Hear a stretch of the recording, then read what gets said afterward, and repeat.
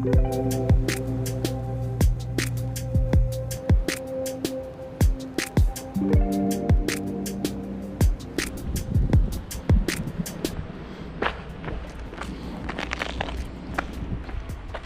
to scrape off today.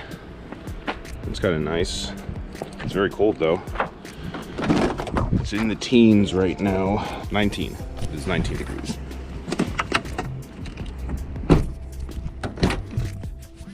Which isn't necessarily cold.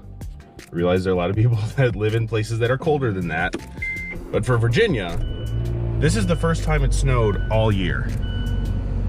And half of it melted. Well, actually not half of it melted. Half of it right here melted yesterday. But I mean, you can see right over there, it's still, you know, covering vehicles and stuff that haven't moved since then. It's very cold for Virginia. As you saw on my phone, it's forecasted for sun for the, you know, next 6 days straight. That's typically what it is, and typically doesn't get that cold because of that. It's nice because it means that the roads don't really freeze over, because the pavement doesn't ever usually get a chance to be cold enough to actually have a lot of ice on it. But it also means that no one knows how to drive if there's even a little bit of rain, and every single time it rains, I see accidents. It's really, really bad. So, cold morning, but we got plenty of gas, we got plenty of air in the tires, and we're gonna drive 10 minutes to work. So here's the thing is, cell phone jobs are a little bit hit or miss. You can make a lot of money from a cell phone job. It's much easier to make a higher wage with commission, because usually the goals are pretty minimal, than to just work an hourly job, and it takes a lot less skill as far as an entry point for the job. I typically make between $35,000 and $45,000 depending on the year, depending on, you know, people had a lot more money to spend during COVID and when everyone was, you know, had stimulus checks and stuff. And then a couple of years after that, it kind of faded a little bit. What people weren't, you know, spending as easy, but I still well above made, you know, what I needed to, definitely hit all my minimum goals, all that stuff. So that's pretty nice. It's like a game. I really enjoy the psychology behind sales. It's almost like improv to me. I mean, with my background in film and acting and stuff, I really like seeing a person come in the door and being like, I have no idea what that person wants or who they are or what kind of person they are or whatever, which is kind of the salesman, you know, upselling thing, which you kind of have to do. But there's definitely a way to do it that's not scummy. And I think I found a really good balance of that. But I really enjoy the psychology behind, like, figuring out who somebody is, kind of presenting myself a certain way to people. And I don't change the way I am with people at all, but, you know, what I talk about, how I relate to them, that all changes. That's like improv. So I think that's really cool. Also, a lot of the things that I need to know while I'm doing this, you know, making this sale, are what things cost the store, what things cost the customer, how much it's going to be for them, what their monthly price is going to be for that, what like add-ons come with that. Like, I have a lot going in my head as I'm talking to the customer. I just think it's a thrill. It's fun. So highly recommend a cell phone job if you need to make a little bit more money and you're stuck in retail or something, because there's a severe lack of actual good salespeople, and almost none of them want to move up usually. So yeah, that's my thought for the day. So one of the other things I'm doing with this new job is I'm taking this opportunity to try and change my habits, because I have really bad habits. I really disliked where I worked before. I liked the job, I liked the people that were there, but the company itself and the overhead things that they forced down upon you was very irrational a lot of the time. So I ended up being stressed out a lot. I was very like, I'm making a lot of money, but I don't want to leave, but I also can't accept this behavior, like that sort of thing. So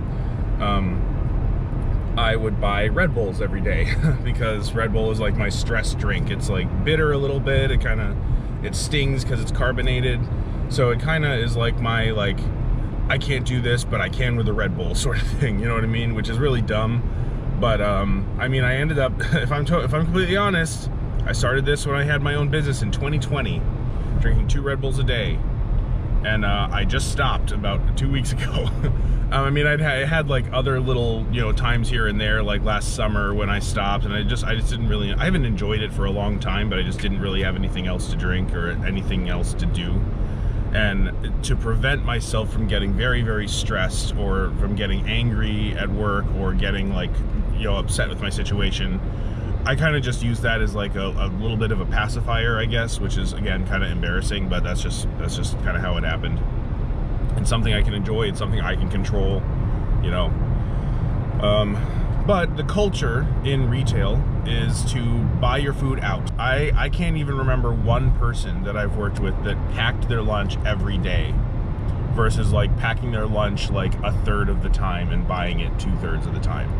So I've just always bought my food out. If it was the Mexican restaurant in the same strip, or the Japanese restaurant in the same strip, or if it was Chipotle or whatever it was, I tried to make it a little, you know, it's not McDonald's every day. But at the same time, that really adds up. That's really expensive, which I could afford with this other job, and I was happy with that. I'm okay with choosing to do that. But for the sake of health, I would like to start making my own food. And because I had this 3 weeks off, which is the longest stint I've had off since 2020, that's amazing. I feel very much refreshed after that.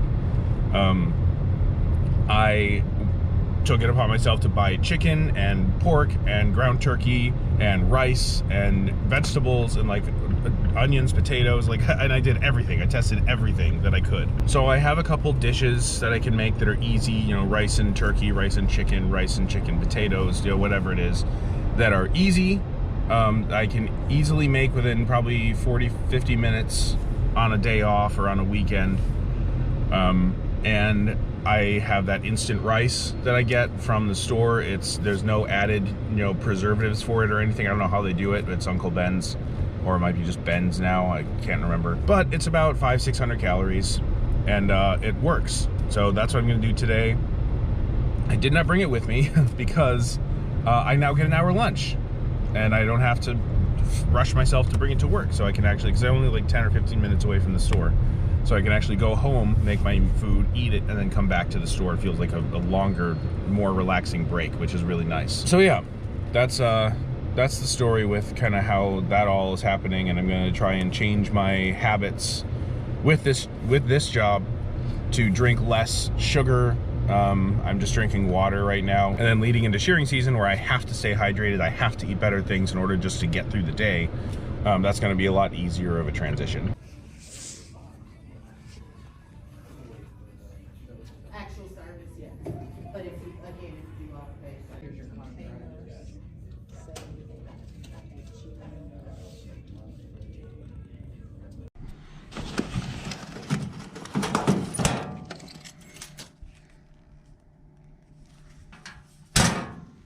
Alright, so I got about 2 days worth of trainings done, which is more than usually you're supposed to do, but I like to do 2 days at a time if I can. Get a bunch of the computer stuff out of the way. I'm going to lunch. I'm treating myself to Panera today because celebrating new job, celebrating moving to a new apartment, all that stuff. Hooray. Plus it's snowy, and I love Panera, and the snow is something I always used to get in New York. I would kind of chill there for a while and, you know, write and stuff. So it's snowy. I'm gonna get some Panera.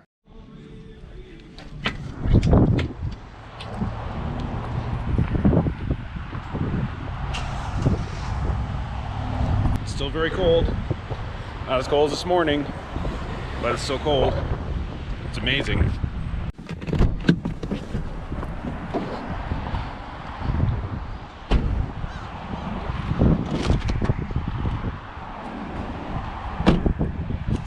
I guess I didn't bring my backpack. I'm not used to that.